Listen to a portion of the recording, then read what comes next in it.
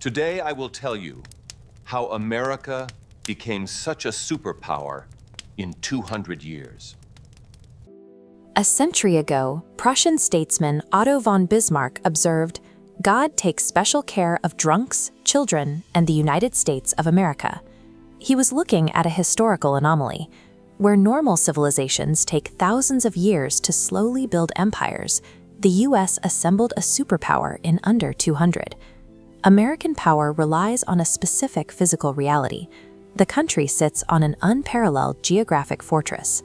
In 1776, the 13 colonies were tightly pinned against the Atlantic coast.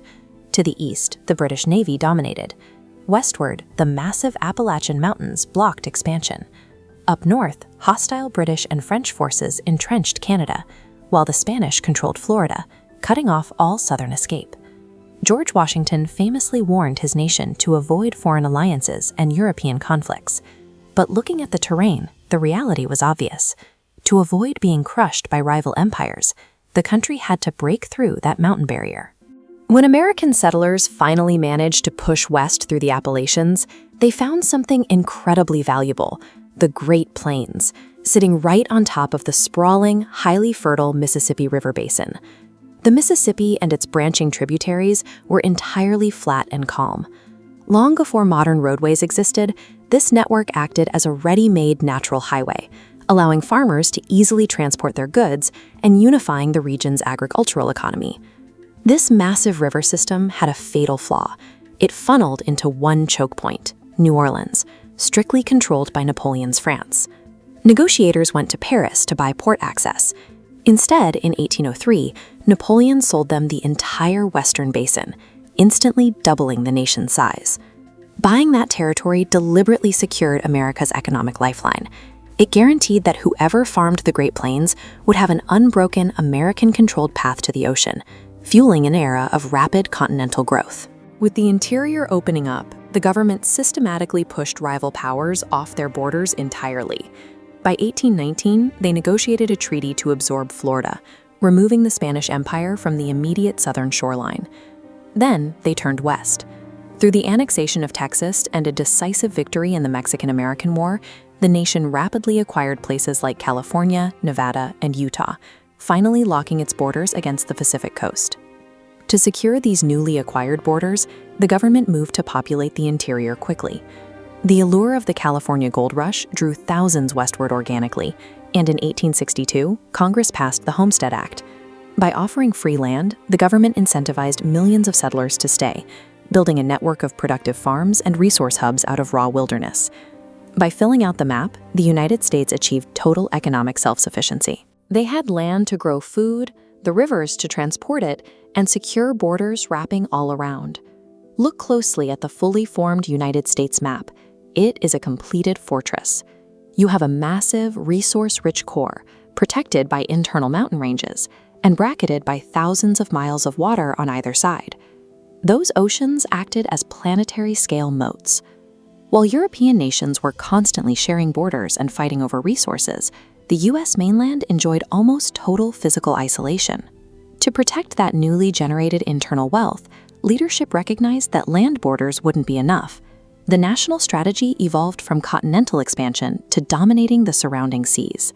In 1907, President Theodore Roosevelt sent an armada of 16 high-tech battleships, painted stark white, to sail entirely around the globe.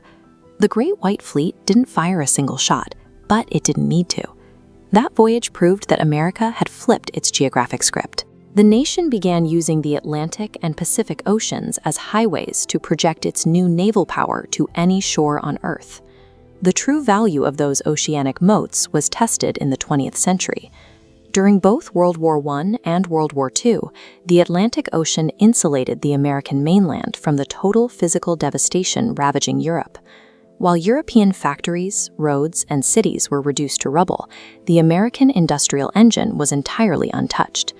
The U.S. churned out weapons, ships, and supplies, emerging from the conflicts exponentially wealthier than anyone else. This secure position allowed them to make highly calculated moves, like the 1940 Destroyers for Bases Agreement with Britain, a masterclass in exploiting geographic leverage. In exchange for 50 obsolete naval destroyers, the British gave the U.S. 99-year leases on numerous strategic military bases across the Western Hemisphere. This effectively pushed America's defensive perimeter thousands of miles away from its own shores. By securing these forward positions, the U.S. guaranteed that if another catastrophic global conflict broke out, it would be fought in other people's backyards, never on American soil.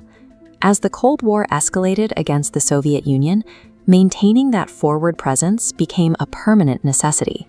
To choke off Soviet expansion, American troops didn't pack up and go home after World War II. They stayed deployed deep inside a divided Europe. In 1949, they formalized this strategy by creating NATO. Because the United States possessed both nuclear capability and an untouchable mainland, it naturally assumed the role of supreme leader for Western military defense. This surveillance photo from the 1962 Cuban Missile Crisis shows how the geographic placement of weapons dictates the balance of power. The discovery of Soviet missile sites placed a mere 90 miles off the Florida coast almost triggered a nuclear exchange. That strategy of leveraging secure borders to project power continues to define modern interventions. Having a heavily fortified, independent core allows the United States to confidently intervene in global political crises without directly risking its own homeland. The United States remains a superpower because it leveraged the specific advantages of its map: rivers to unify the economy, mountains to shield the borders, oceans to insulate the core, and bases to project global authority.